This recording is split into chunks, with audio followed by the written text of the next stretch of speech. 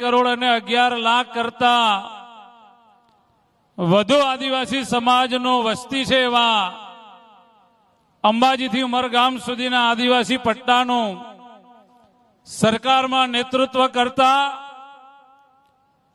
ગુજરાત સરકારના કેબિનેટ મંત્રી આદિવાસી સમાજનો ગૌરવ ભાઈ શ્રી નરેશભાઈ પટેલ સાહેબ,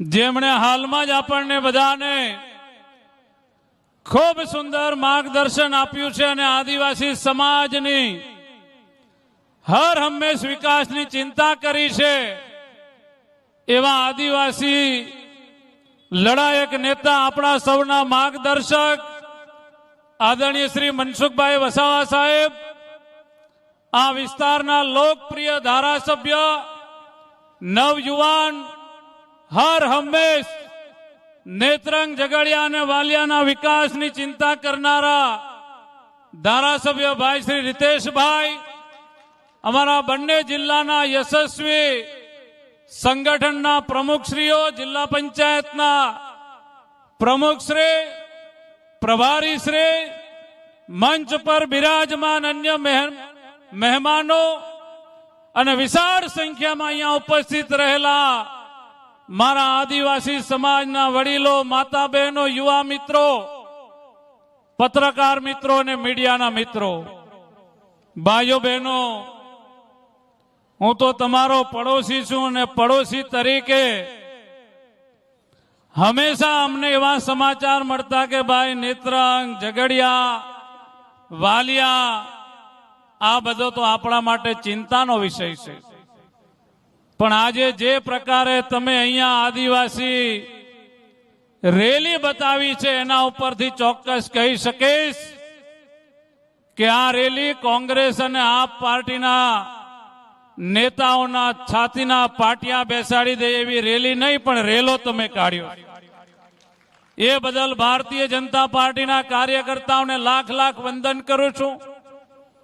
ભાઈઓ બહેનો, અંબાજીથી ઉમરગામ સુધીના આદિવાસી સમાજના આશીર્વાદ લેવા માટે નરેશભાઈ પટેલ સાહેબ સાથે અમે નીકળ્યા છે અને આ જ પ્રકારે અમને ઠેર ઠેર આદિવાસી સમાજના આશીર્વાદ અને સાથ સહયોગ મળી રહ્યો છે.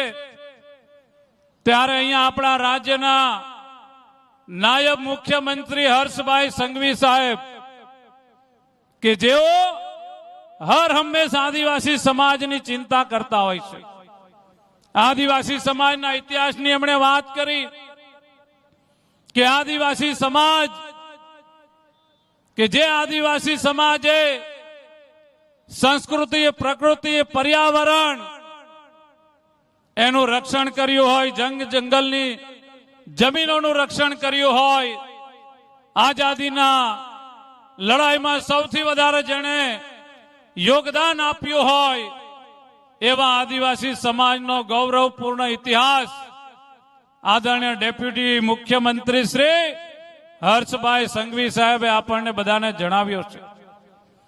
ભાઈઓ બહેનો, આપણો ઇતિહાસ તો ગૌરવપૂર્ણ હતો, પણ આઝાદી પછીની જે સરકારો આવી એ સરકારોએ આદિવાસી સમાજને વિકાસ કરવાના બદલે રામ ભરોસે છોડી દીધા, ભગવાન ભરોસે આપણને છોડી દીધા.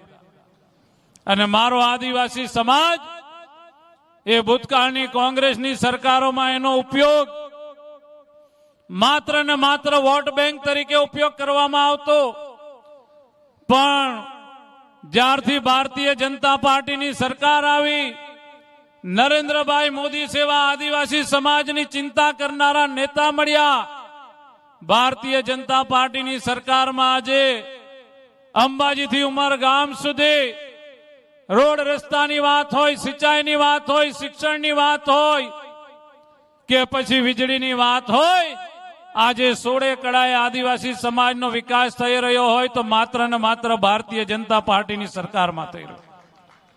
ભાઈઓ બહેનો, રાજકીય પાર્ટીઓ તો અનેક છે, પણ એમાં કોંગ્રેસ પાર્ટી અને આપ પાર્ટી માટે હું એટલું ચોક્કસ કહીશ કે આ કોંગ્રેસ પાર્ટી ને આપ પાર્ટી એક નંબરની જૂઠી અને એક નંબરની ચાલુ પાર્ટી છે. ભાઈઓ બહેનો, એક નંબરની જૂઠી ને એક નંબરની ચાલુ પાર્ટી.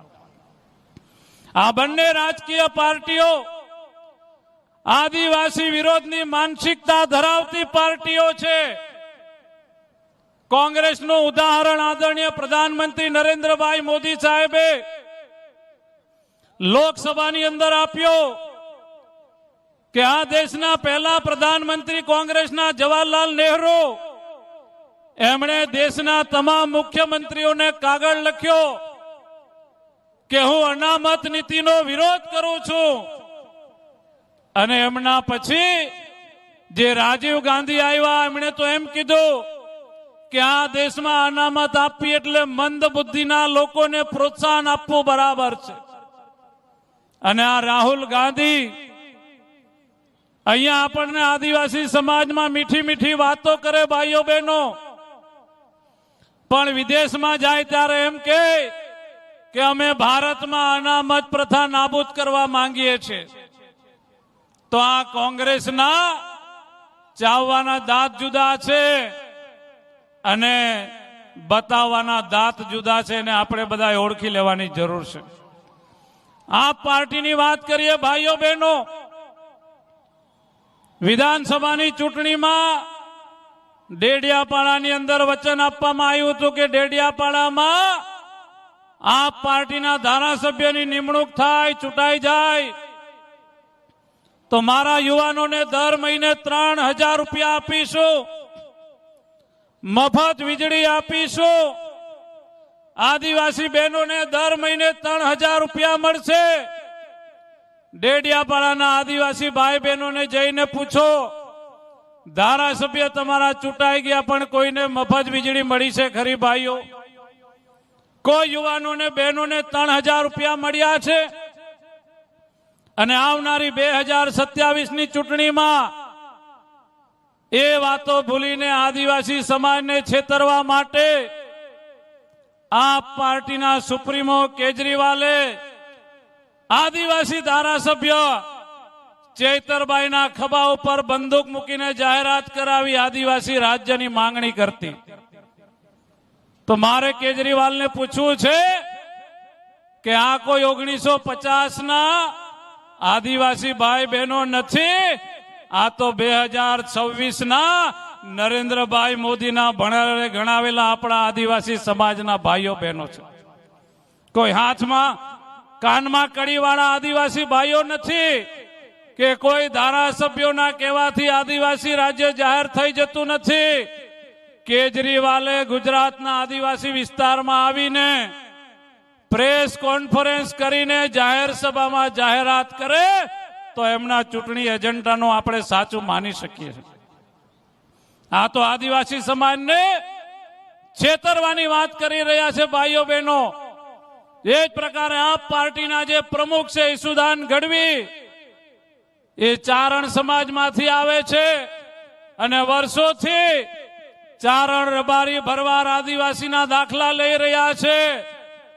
તો મારે આપ પાર્ટીના પ્રમુખને કહેવું છે કે તમે એક ભલામણ પત્ર અમારા મુખ્યમંત્રી અને પ્રધાનમંત્રીને અપાવો કે ચારણ રબારી અને ભરવાડોને આદિવાસીમાંથી ઓબીસીમાં સમાવેશ કરે એવો દાખલો લાવીને આપો. મને એક કાગળ આપો. ક્યાં સુધી આદિવાસી સમાજને તમે છેતરવા માંગો છો? અને જે પાર્ટી ભાઈઓ બહેનો, જે પાર્ટીના કાર્યકર્તાઓની બહેનો સુરક્ષિત ના હોય એ પાર્ટી માટે આદિવાસી સમાજે નિર્ણય કરવો પડશે કે જે પાર્ટીના કાર્યકર્તાની બહેનો સુરક્ષિત નથી એવી પાર્ટીના લોકોને આપણા ઓટલા ઉપર ચડવા દેવા કે નહીં આદિવાસી સમાજના, એ આદિવાસી સમાજે નિર્ણય કરવો પડશે. ત્યારે ભાઈઓ બહેનો, વિશેષ વાત ન કરતા આવનારા દિવસોમાં પણ તાલુકા પંચાયત, જિલ્લા પંચાયત તો જીતવાના જ છીએ. ઝઘડિયા વિધાનસભા સહિત ડેડિયાપાડાની વિધાનસભા પણ 2027માં ભારતીય જનતા પાર્ટી જીતી લેશે. અને ગુજરાતની 27 સીટો એના ઉપર કમળ ખીલાવીને આપણે બધાએ નરેન્દ્ર મોદીના ચરણોમાં આપવાનું છે. આ વાત મારા આદિવાસી સમાજને આજે હું કહેવા માટે આવ્યો છું. ત્યારે ભાઈઓ બહેનો, રીતેશભાઈ, અમારી ભારતીય જનતા પાર્ટીની ટીમ નેત્રંગની અંદર આવો ભવ્યથી ભવ્ય આદિવાસી મહાસંમેલન કર્યો. એ